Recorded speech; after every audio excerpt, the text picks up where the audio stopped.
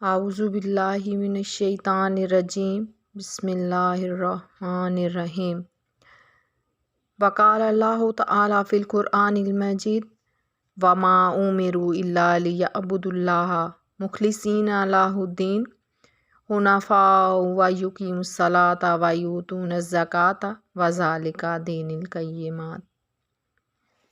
اور ان لوگوں کو تو یہی حکم ہوا کہ اللہ کی بندگی کریں، نرے اسی پر عقیدے لاتے اور ایک طرف کے ہو کر اور نماز قائم کریں اور زکوٰۃ دیں، اور یہ سیدھا دین ہے۔ صدق اللہ العظیم۔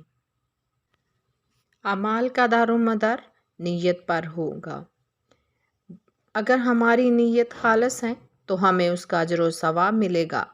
ام المومنین حضرت عائشہ رضی اللہ تعالیٰ عنہا فرماتی ہیں، رسول اکرم صلی اللہ علیہ وآلہ وسلم نے فرمایا، ایک لشکر کعبۃ اللہ پر چڑھائی کرے گا، جب وہ چٹیل میدان میں پہنچے گا تو ان کے اگلوں پچھلوں کو زمین میں دھنسا دیا جائے گا۔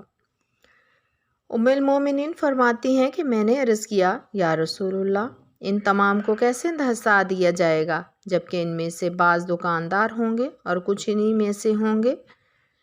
آپ نے فرمایا، ان کے اول و آخر کو دھنسا دیا جائے گا، پھر وہ اپنی اپنی نیتوں کے مطابق اٹھائے جائیں گے۔ حضرت جابر بن عبداللہ انصاری رضی اللہ تعالیٰ عنہ بیان کرتے ہیں، ایک جنگ میں ہم نبی اکرم صلی اللہ علیہ وآلہ وسلم کے ہمراہ تھے کہ آپ نے فرمایا، بے شک مدینہ طیبہ میں کچھ ایسے لوگ ہیں کہ تم جہاں بھی سفر کرتے یا کسی وادی سے گزرتے ہو وہ تمہارے ساتھ ہوتے ہیں، انہیں بیماری نے روک رکھا ہے، ایک روایت میں ہے مگر وہ ثواب میں تمہارے ساتھ شریک ہیں۔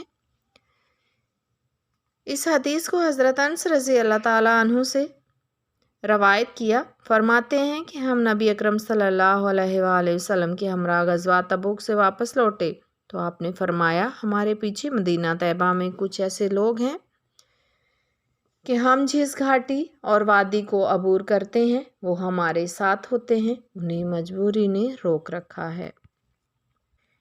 ایک بار آپ صلی اللہ علیہ وآلہ وسلم سے پوچھا گیا کہ ایک آدمی شجاعت دکھائے اور دوسرا غیرت اور تیسرا ریاکاری کی غرض سے لڑتا ہے، ان میں سے کون اللہ تعالیٰ کی راہ میں جہاد کر رہا ہے؟ رسول اکرم صلی اللہ علیہ وآلہ وسلم نے فرمایا کہ صرف اس غرض سے لڑے کہ اللہ تعالیٰ کا کلمہ ہی بلند ہو، یہی اللہ کے راستے میں مجاہد ہے۔ نماز باجماعت کا ثواب بازار میں یا گھر میں پڑھی جانے والی نماز کے ثواب سے 25 اور کچھ اس سے بھی زائد درجے ہے، اور یہ اس لیے کہ ہم جب اچھی طرح وضو کر کے نماز کی نیت سے مسجد میں جاتے ہیں، کوئی دوسرا مقصد پیش نظر نہیں ہوتا، تو وہ جو قدم بھی انسان اٹھاتا ہے اس کے بدلے میں اس کا درجہ بلند ہوتا ہے اور اس سے ایک گناہ مٹا دیا جاتا ہے، یہاں تک کہ وہ مسجد میں داخل ہو جاتا ہے۔ مسجد میں داخل ہونے کے بعد جب تک نماز کی انتظار کرتا ہے نماز میں شمار ہوتا ہے، اور جب کوئی شخص نماز کی جگہ ہی پر بیٹھا رہتا ہے تو فرشتے اس کے لیے رحمت کی دعا مانگتے ہیں جب تک کہ وہ کسی کو ایذا نہ دے اور بے وضو نہ ہو۔ فرشتے کہتے ہیں کہ یا اللہ اسے بخش دے، یا اللہ اس کی توبہ قبول فرما۔ بے شک اللہ تعالیٰ نے نیکیاں اور برائیاں لکھ دیں، پھر انہیں بیان کیا، پس جو آدمی نیکی کا ارادہ کرے لیکن اس پر عمل پیرا نہ ہو، اللہ تعالیٰ اس کے نامہ اعمال میں ایک پوری نیکی کا ثواب لکھتا ہے، اور اگر ارادے کے ساتھ عمل بھی کرے تو 10 سے 700 گنا بلکہ اس سے بھی کئی گنا زیادہ نیکیوں کا اجر لکھا جاتا ہے، اور اگر برائی کا ارادہ کرے لیکن عملی جامہ نہ پہنائے تو اللہ تعالیٰ اپنے ہاں اس کے لیے ایک کامل نیکی کا ثواب لکھتا ہے، اور اگر ارادہ کے بعد عمل بھی کرے تو اللہ تعالیٰ صرف ایک برائی تحریر فرماتا ہے۔ حضرت عبداللہ بن عمر بن خطاب رضی اللہ تعالیٰ عنہ سے روایت ہے، فرماتے ہیں کہ میں نے رسول اکرم صلی اللہ علیہ وآلہ وسلم کو فرماتے سنا، گزشتہ زمانے میں 3 آدمی جا رہے تھے، رات گزارنے کے لیے انہیں ایک غار میں پناہ لینا پڑا، اور وہ اس میں داخل ہوئے تو پہاڑ سے ایک چٹان لڑک کر ان پر غار کا منہ بند کر دیا۔ انہوں نے سوچا کہ چٹان سے نجات کی صرف ایک ہی صورت ہے کہ وہ اپنے نیک اعمال کا وسیلہ پیش کر کے اللہ تعالیٰ سے دعا کرے۔ ان میں سے ایک نے کہا، یا اللہ، میرے ماں باپ بہت بوڑھے ہو گئے تھے اور میں ان سے پہلے اپنی اولاد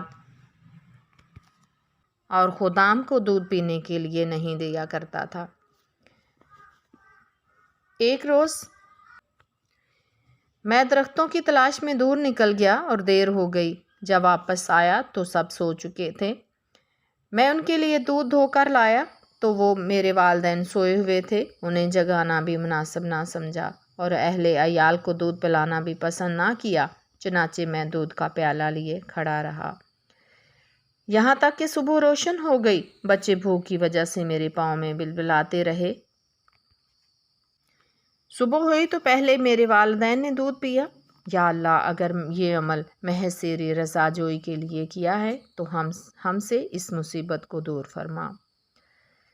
چٹان تھوڑی سی سرک گئی کہ ابھی باہر نکلنے کا راستہ نہ تھا۔ دوسرے آدمی نے کہا، یا اللہ، میری ایک چچا زاد بہن تھی جو مجھے تمام لوگوں سے زیادہ محبوب تھی۔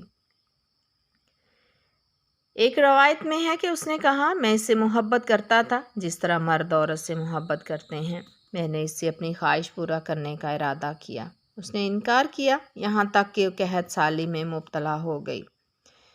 میرے پاس آئی، میں نے اسے 100 دینار اس شرط پر دیے کہ وہ میرے ساتھ تخلیہ میں جائے، چنانچہ وہ رضامند ہو گئی، یہاں تک کہ وہ میرے قابو میں آ گئی۔ اس نے کہا کہ اللہ تعالیٰ سے ڈرو اور ناحق مہر نہ توڑو۔ یہ سن کر میں اس سے علیحدہ ہو گیا، حالانکہ مجھے اس سے شدید محبت تھی۔ میں نے اس سے وہ درہم دینار بھی چھوڑ دیے جو اسے دیے تھے۔ یا اللہ، اگر میرا یہ عمل محض تیری رضا کے لیے حصول کے لیے تھا تو ہماری مصیبت کو دور فرما۔ تیسرے شخص نے کہا، یا اللہ، میں نے کچھ آدمیوں کو مزدوری پر لگایا، پھر ایک آدمی کے سوا باقی سب کو مزدوری دے دی۔ وہ اپنی مزدوری کو کم سمجھتے ہوئے چھوڑ کر چلا گیا۔ میں نے اس کی مزدوری کو تجارت میں لگا دیا، کاروبار بار آور کیا، یہاں تک کہ اس کا مال زیادہ ہو گیا۔ ایک عرصہ بعد وہ میرے پاس آیا اور کہا، بندہ خدا، میری مزدوری دے دو۔